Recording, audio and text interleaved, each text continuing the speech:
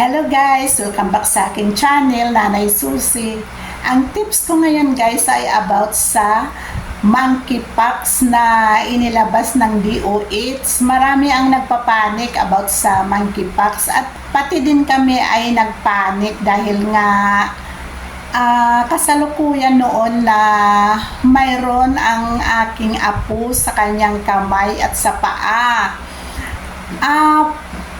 Paano ba gamutin ang monkeypox? Ito ba ay delikado? Makapatay ba ito? Ano ba ang monkeypox? At ano ba ang sintomas nito? Ang monkeypox ay tumutubo ito sa kamay, sa katawan natin, o sa paa, at saka tumutubo din ito sa private part ng babae o kaya lalaki. Ang monkeypox guys ay sa umpisa ay pumupula lang siya, pagkatapos kapag lumala na siya, ito ipapakita ko sa inyo. Kapag stage 1 pa lang siya guys ay pumupula siya.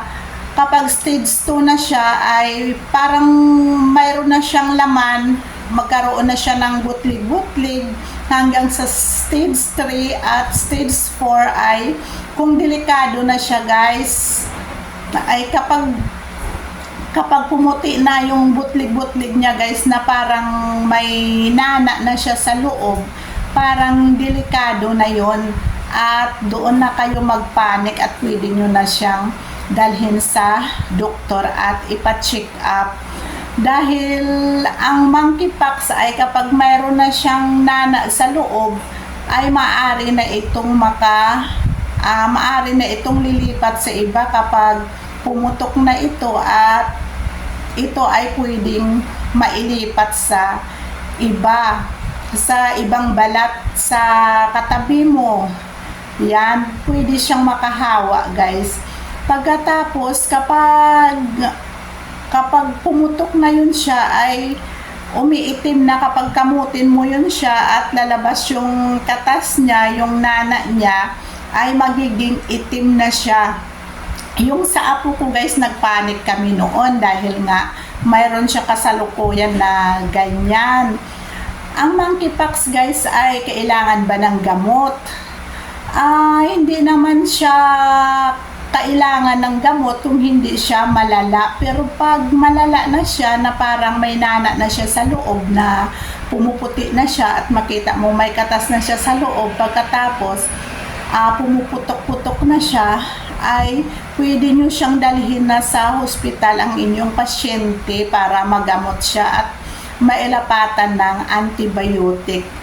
Kasi kapag hindi naman siya malala guys, hindi naman siya kailangan ng gamot, kusa lang siyang gagaling. Pero kung mayroon siyang simptomas na kagaya ng lalagnatin siya, dahil ang aking apo sa umpisa ay nagkaroon ng pula-pula ang kanyang mga kamay, pati nga dito sa mukha, at saka mayroon din sa katawan, dito sa paa.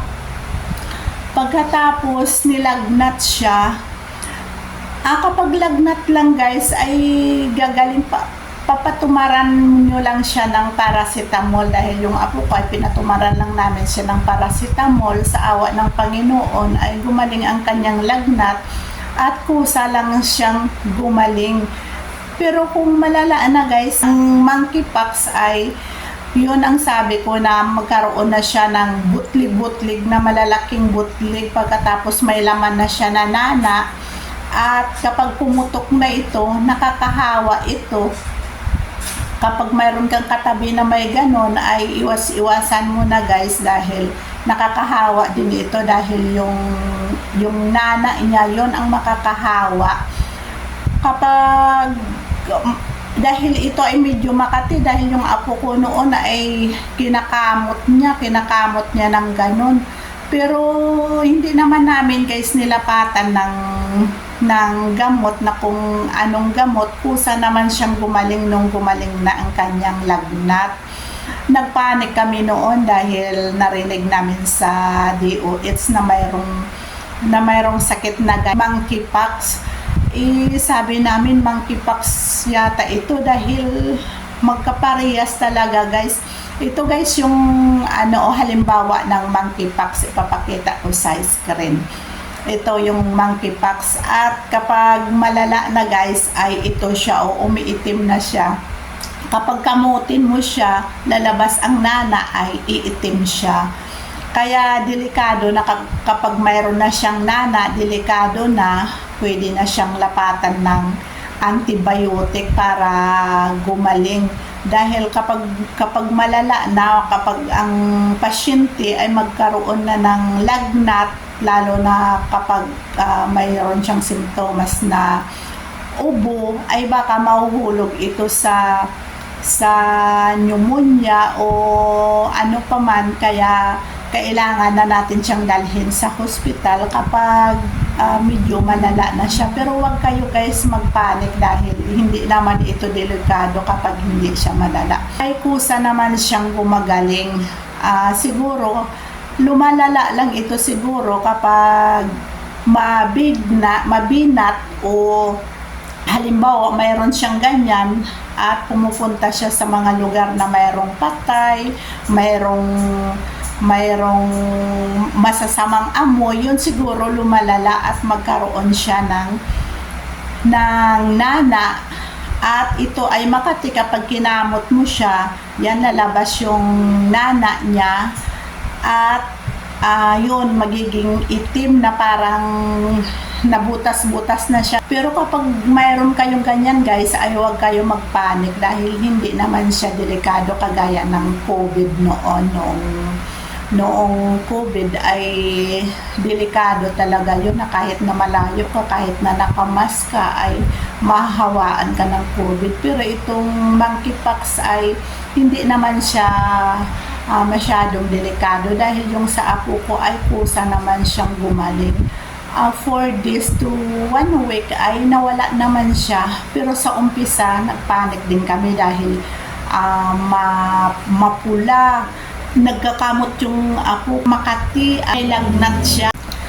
Kaya kung mayroon kayong ganun guys na butlig-butlig o kaya sa umpisa ay pumupula siya, pagkatapos parang nagpo-form siya na parang butlig-butlig, na parang tagiyawat siya, pagkatapos makita mo na parang lumalaki siya at dumarami siya, yan ay monkeypox na yan. Iwasan nating magkaroon siya ng nana, iwasan nating malimas. Ibig sabihin ng malimas guys ay yung huwag tayo pupunta sa mga lugar na mabaho o huwag tayo pupunta sa patay dahil kapag malimas siya yun, magkaroon siya ng nana at sobrang kati niya. Kapag kinamot mo siya ay magkaroon siya ng butas-butas at iitim.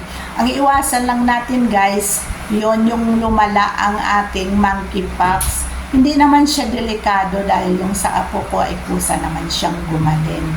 At sa gamot, kapag may lagnat, yan gamutin lang natin ang kanyang lagnat, magparacetamol na lang at kusa naman siyang gumaling kapag hindi siya malala na yung wala pa siyang nana. Pero kapag may nana na guys, dalhin na natin sa hospital para maagapan na wag na siyang lumala. O sige guys, yan lang ang tips ko ngayong araw. Kapag nakarinig kayo tungkol sa monkeypox at kapag mayroon kayong ganyan, ay wag lang kayo guys magpanik kaagad dahil yan ay kusa naman siyang gumagaling kapag hindi siya masyadong malala. Basta gamutin lang natin ang kanyang sintomas na kapag mayroon kang lagnat o ubo, gamutin na natin yan. At yun lang guys. O sige guys, yan lang. Maraming salamat.